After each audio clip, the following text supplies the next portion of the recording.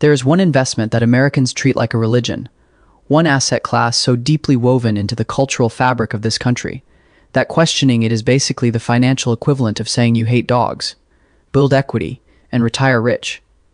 That is the deal. That is the promise. That is the bumper sticker your parents put on your brain before you were old enough to understand what an adjustable rate mortgage actually was. And for a long time, the math actually worked. It worked for your parents. It worked for their parents. It worked for basically everyone who bought a house between 1950 and 2005 and then had the decency to act surprised when it appreciated. But somewhere between then and now, the math broke. Not in a gradual, slow, barely noticeable kind of way, but in a someone lit the engine, on fire and called it a feature kind of way. And here is what nobody wants to say out loud. The housing market isn't broken. It is not a glitch, not an accident, not a temporary supply shock that the free market is about to gracefully correct. The housing market is working exactly as designed, and it was designed for someone, just not you. Let's start with the numbers, because the numbers are where the story actually lives. In 1970, the median home price in the United States was about $23,000. The median household income was about $9,870. That means the median home cost roughly 2.3 times the median annual household income. A little painful, manageable with discipline. Fast forward to 2024. Median home price, approximately $420,000. Median household income, approximately $80,000. That is 5.25 times annual household income. More than double the ratio from 1970. And not because homes got twice as good. The square footage didn't double. The commute didn't halve. The school districts didn't spontaneously become excellent. What changed is that housing quietly stopped being a place to live and started being the most widely held speculative asset in the country. And once an asset becomes a speculation vehicle, the rules change entirely. Because when housing is a home, affordability matters. When housing is an investment, appreciation is the whole point. And appreciation means prices go up. And prices going up means the next person in line pays more. And the next person paying more means existing homeowners feel wealthier. Vote against anything that adds supply, and tell their kids to just save harder. Which is where we need to talk about zoning. Because zoning is the most boring word in real estate, and also quietly one of the most powerful forces keeping housing unaffordable. Here is how it works. Local governments control land use through zoning laws. These laws dictate what can be built, where, and at what density. And in most American cities and suburbs, the dominant zoning classification is something called single-family zoning. Single-family zoning means exactly what it sounds like. One house, one lot, nothing else allowed. No duplexes, no apartments, no townhomes, just detached single-family houses, one per Pascal Arcel, as far as the eye can see. And here is the jaw-dropping part.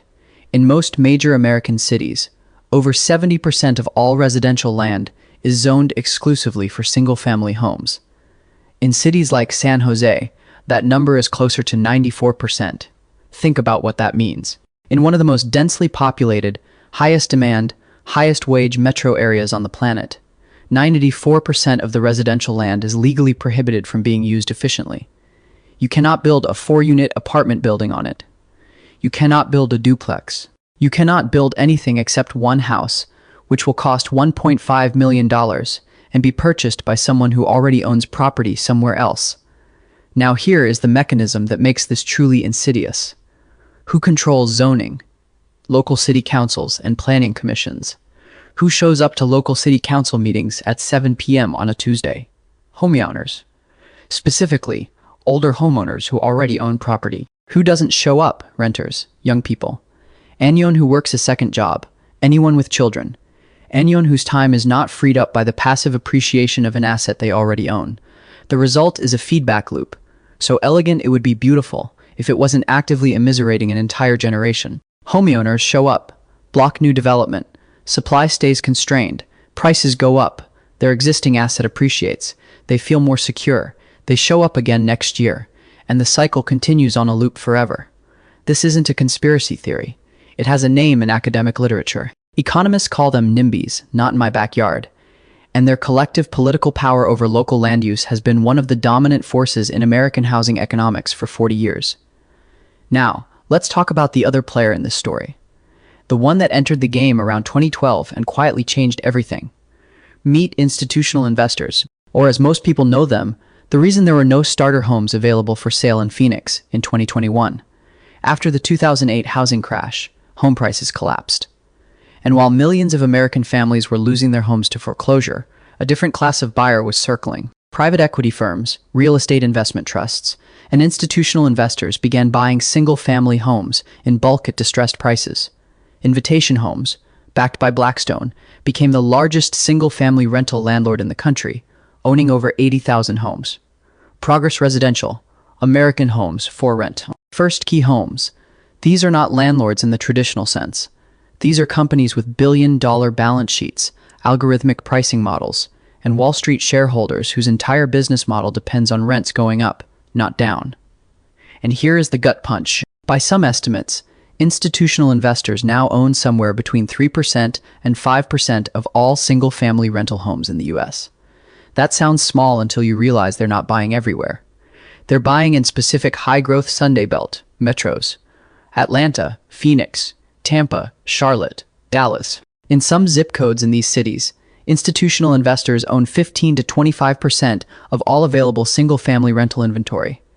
And in a market where supply is already constrained by zoning, pulling 20% of available homes out of the for-sale market and converting them into rent, generating assets, doesn't just affect renters. It affects prices for everyone.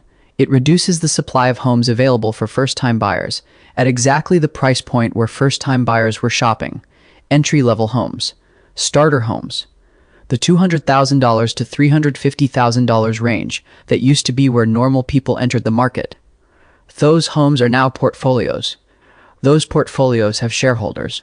Those shareholders want returns. Returns require rent increases, and you are the revenue. Now, let's talk about the most uncomfortable part of this story, because everything we've covered so far, zoning, institutional buyers, constrained supply, is real and genuinely damaging. But there is a force in the housing market even more powerful than all of them combined. It is existing homeowners, specifically the 66% of American households who already own their home and are sitting on unrealized equity.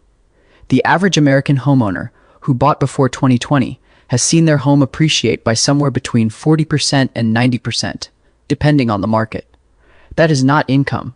They didn't earn it. They owned an asset during a period of rising prices. And now that paper wealth is reshaping the entire economy. Because parents with home equity are lending down payments to their children, homeowners are using home equity lines of credit to outbid first-time buyers. And retirees are sitting on $400,000 homes they bought for $80,000 and calling it financial genius while their grandchildren rent. The homeownership rate for adults under 35 in the United States is currently around 37%. That is the lowest it has been since records began, and it is not because young people don't want to own homes. Surveys consistently show that over 70% of renters aspire to homeownership. It is because the math requires either a large inheritance, a dual six-figure household income, or a time machine set to 2011. Let's do the actual math, because this is the part that should make you put your phone down for a second. To buy a median-priced home today at $420,000 with a conventional 20% down payment, you need $84,000 in cash before you've paid a single dollar in mortgage. Then, at a 7% mortgage rate, your monthly payment on the remaining $336,000 is approximately $2,235, not including property taxes or insurance. Add in taxes and insurance, and you are looking at roughly $2,800 to $3,200 per month. The standard affordability benchmark says housing costs should not exceed 28% of your gross monthly income. At $3,000 per month, that means you need a household income of at least $129,000 just to be on the right side of the affordability line. The median household income in America is $80,000. That is a $49,000 annual income gap between what the median American earns and what the median home requires. And that gap isn't narrowing, it is widening. Between 2020 and 2024, home prices rose approximately 47%. Over the same period, median wages rose approximately 20%. Prices outran income by more than double in 4 years. So what do the people who are locked out actually do? They rent. And renting has gotten more expensive too, Because the same forces constraining home supply are constraining rental supply. The national median rent for a one-bedroom apartment is around $1,500 per month. In major metros, you're looking at $2,000 to $3,500. So the people who can't afford to buy are paying rent that would have covered a mortgage a decade ago, while building exactly zero equity, accumulating zero appreciating asset, and falling further behind the people who bought before them with every passing month. This is the wealth gap machine. It doesn't require malice.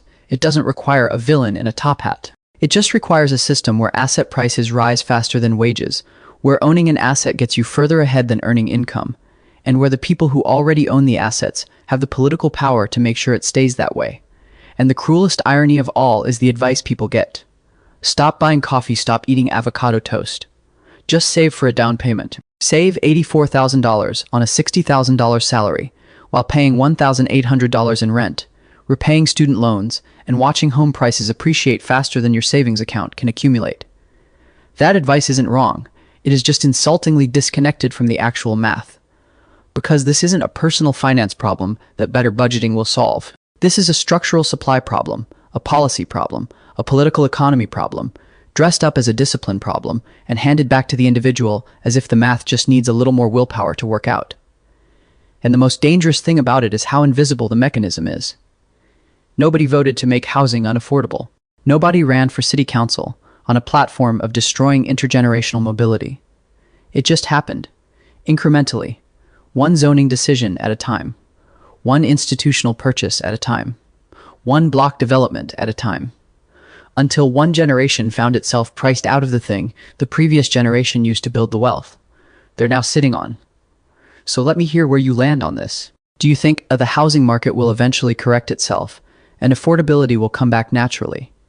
B, this is a permanent structural shift and homeownership will become a generational privilege rather than a universal milestone. Or C, the whole thing needs to be burned down and rebuilt from scratch, which you are saying purely as a metaphor. Drop your answer in the comments, because if nothing else, at least we can be collectively frustrated together.